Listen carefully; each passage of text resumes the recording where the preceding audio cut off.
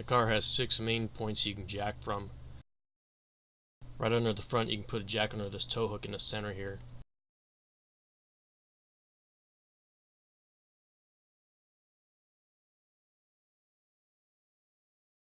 Behind the front wheel you have this portion right here. Here in front of the rear wheel, if you don't use these specific spots on the side, the sheet metal will get bent just like this. In the rear you have this bit right here.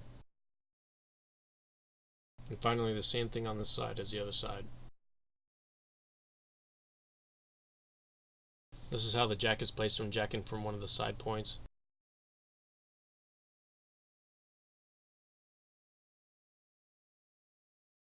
You may see this area further in that hangs low, kind of looks like a frame rail, but if you try to jack from it, it'll just bend it.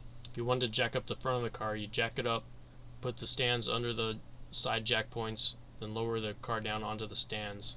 And if it won't get in the way, just leave the jack under the car still, just for extra security. You want your jack stands to be under the side points just like this. And finally, pull the e-brake and block at least one of the rear wheels like this.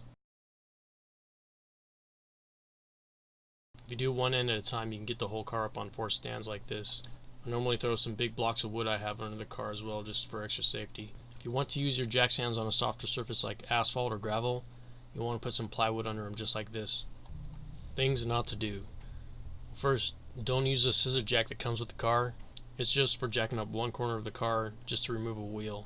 Don't use cinder blocks in place of jack stands. They can break suddenly and crush you. Don't try to jack up the car on a surface with more than a few degrees of slope. Don't try it on a soft surface like grass or dirt.